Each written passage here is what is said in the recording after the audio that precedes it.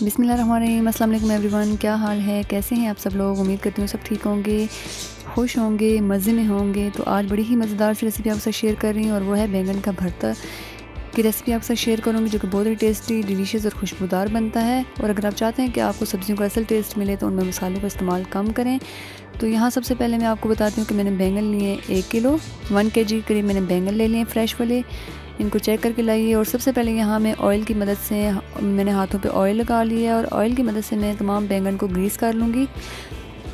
تمام بیگن کو اچھے سے گریس کرنے کا مقصد یہ ہے کہ اس سے بیگن بہت اچھے سے روسٹ ہو جاتے ہیں، اور ان کا جو ہے ہم جب چھلکا اتارتے ہیں یا جب بھی ان کی سکن ریموو کرتے ہیں تو بہت ایزیلی ان کی سکن ریموو ہو جاتی ہے،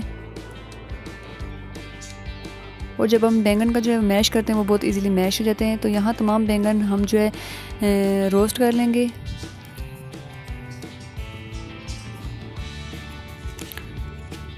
سبزی جب بھی گھر میں بنائیں کوئی بھی، تو اس میں مسالے کم استعمال کیا کریں، اور اس سے سبزی جو ہے وہ بہت ہی ٹیسٹی اور ڈیلیشیس بنتی ہیں۔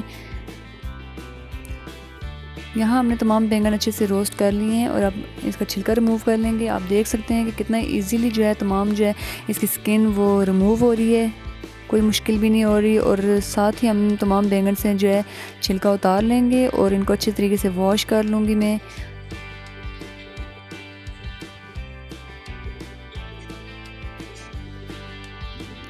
آپ دیکھ سکتے ہیں تمام بیگن کے اوپر سے ہم نے سکن جو ہے ریموو کر دی، ان کو اچھے سے واش کر لیا۔ اب چھری کی مدد سے ہم ان کو جو ہے وہ پیسز میں کٹ کر لیں گے، بلکہ ان کا ایک پیسٹ بنا لیں گے، اور آئل سے گریس کرنے کی وجہ سے یہ کتنا ہی اسموتھ اور زبردست جو ہے وہ پیسٹ بن کے ریڈی ہوئے۔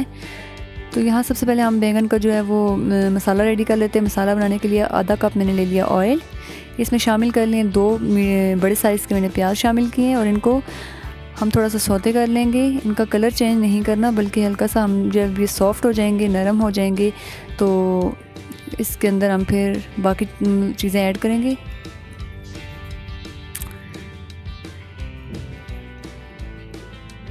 آپ دیکھ سکتے ہیں پیاز جو ہے وہ کافی حد تک سافٹ ہو چکا ہے۔ اب اس اسٹیج میں اس میں شامل کر رہی ہوں 1 ٹیبل اسپون لہسن کا پیسٹ۔ میں جب بھی بیگن کا بھرتا بناتی ہوں اس میں ادرک استعمال نہیں کرتی، بلکہ صرف اس میں لہسن کا پیسٹ استعمال کرتی ہوں۔ آپ اس طریقے سے ریسیپی کو ضرور ٹرائی کیجیے گا۔ 1 ٹیبل اسپون میں نے لہسن شامل کیا، اس کو بھی تھوڑا سا بھون لیں گے، اس کا بھی کلر ہم نے زیادہ چینج نہیں کرنا۔ لہسن تھوڑا سا بھون چکا ہے، تو اس اسٹیج پہ میں اس میں شامل کر رہی ہوں 2 بڑے سائز کے ٹماٹر، اور 4 ہری مرچیں میں شامل کر رہی ہوں، جن کو میں نے چاپ کر لیا ہے۔ یہ بہت اسپائسی والی مرچ ہے، تو اس وجہ سے میں سرخ مرچ کا استعمال یہاں پہ کم کروں گی۔ تو یہاں ٹماٹر اور سبز مرچیں ہم نے ڈال لی ہیں، اور ان کو بھی ہم اچھے سے بھون لیں گے جب تک ہمارے ٹماٹر نرم نہیں ہو جاتے۔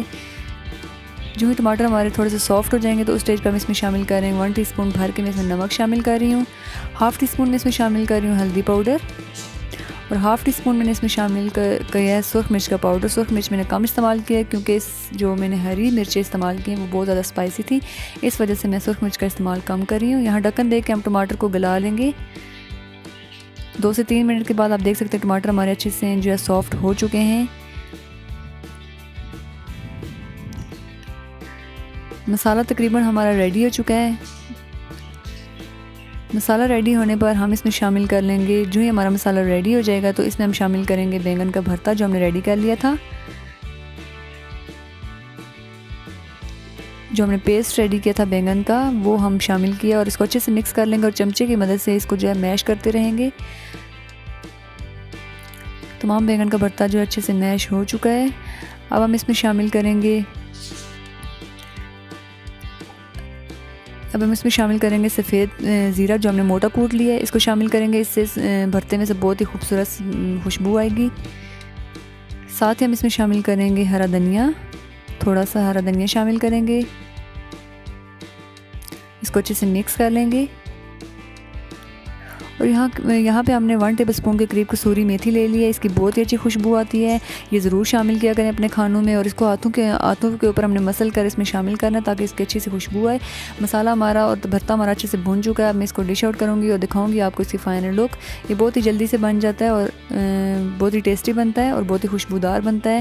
تو اگر میری ریسیپی آپ کو پسند آتی ہے تو ویڈیو کو لائک کیجیے، شیئر کیجیے اور کامنٹس کیجیے، اور اگر چینل پہ نئے ہیں تو چینل کو سبسکرائب کیجیے۔ نیکسٹ ویڈیو میں کسی اور نئی ریسیپی کے ساتھ ملوں گی، تب تک مجھے دیجیے اجازت، دعاؤں میں یاد رکھیے گا۔ اللہ حافظ۔